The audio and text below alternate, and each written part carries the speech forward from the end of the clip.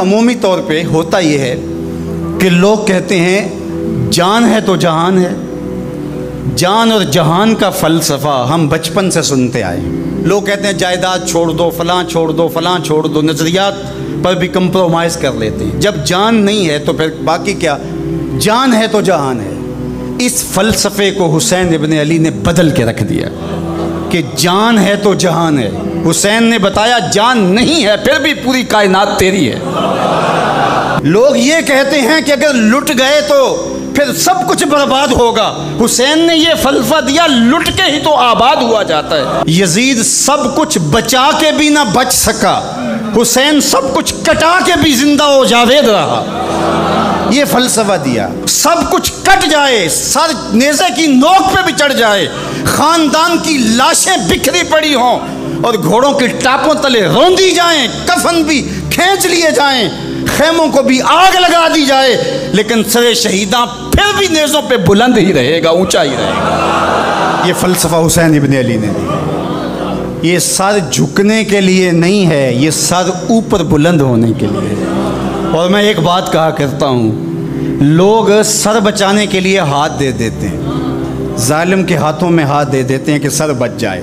حسین نے ہاتھ بچانے کے لیے سر دے دیا.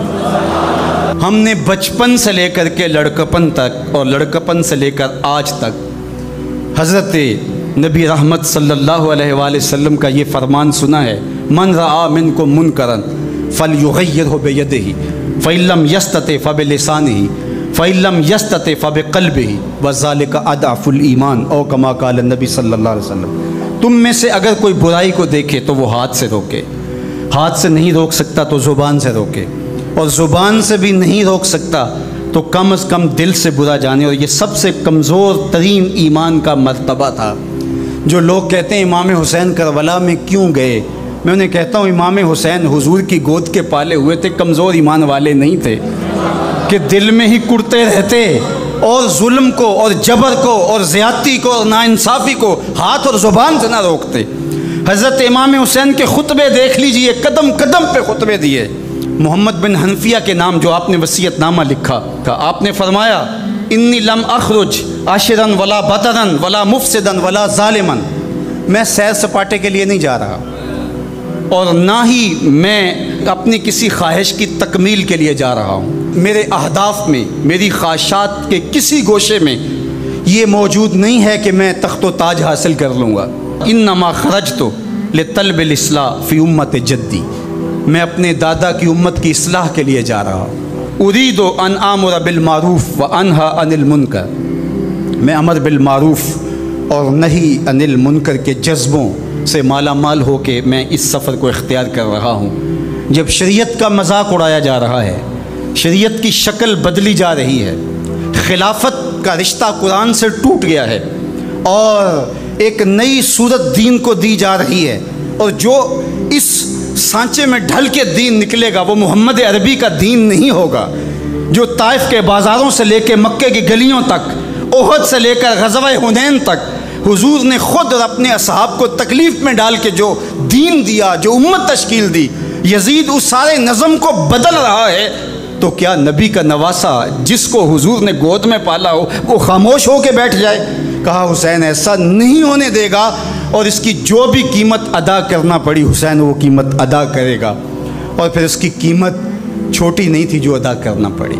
اگر حضرت امام حسین رضی اللہ تعالیٰ عنہ اس وقت کربلا کے تپتے ہوئے ریگزار میں اس میدان حق و باطل میں اپنی قربانی پیش کر کے جبر کا راستہ نہ روکتے تو یہ بات اچھی طرح سے ذہن نشین کر لیجئے، اسلام کی یہ شکل جو آپ کو دکھائی دے رہی ہے یہ موجود ہی نہ ہوتی. دنیا کے اوپر کتنی تہذیبیں، کتنی ملتیں اور کتنی اقوام، جب ان کے اندر تغیر آیا تو وہ اپنی اصل صورتی چیزیں کھو بیٹھی. دنیا کے اوپر کتنے مذاہب، یہودیت کی شکل دیکھ لیجئے، کیا یہ وہی صورت ہے جو حضرت موسیٰ لے کر آئے؟ عیسائیت کی شکل دیکھ لیجئے، کیا یہ وہی صورت ہے جو حضرت عیسیٰ لے کر کے آئے؟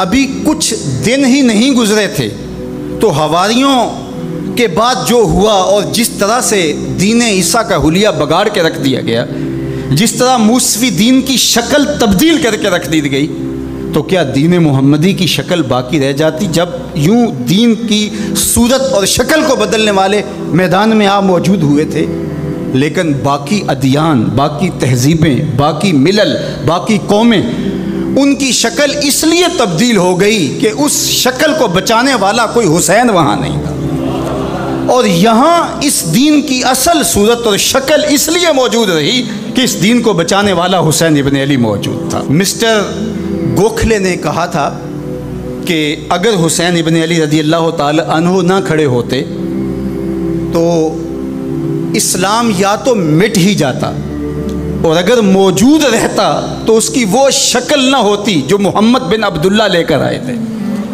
اس کی شکل وہ ہوتی جو یزید پیش کر کے جاتا۔ لیکن حسین ابن علی کی قربانی، ان کی نہضت کی وجہ سے، ان کے قیام کی وجہ سے، ان کے کھڑا ہو جانے کی وجہ سے 14 صدیاں گزرنے کے بعد آج بھی وہی اسلام ہے جو آمنہ کا لال دے کے گیا تھا۔ یہ حسین ابن علی کا کام ہے جو حسین نے کیا، اس لیے حضور نے ناز کیا حسین پر، کہا کہ حسین منی و انا من حسین، حسین مجھ سے ہے اور میں حسین سے ہوں۔ یہ مجھ سے ہے کہ میری بیٹی کا بیٹا ہے، میری نسل ہے، میرا نسب ہے، میں حسین سے ہوں، قیامت تک میرے دین کا جھنڈا جھولتا رہے گا، تو اس کی بنیادوں میں لہو حسین ابن علی کا۔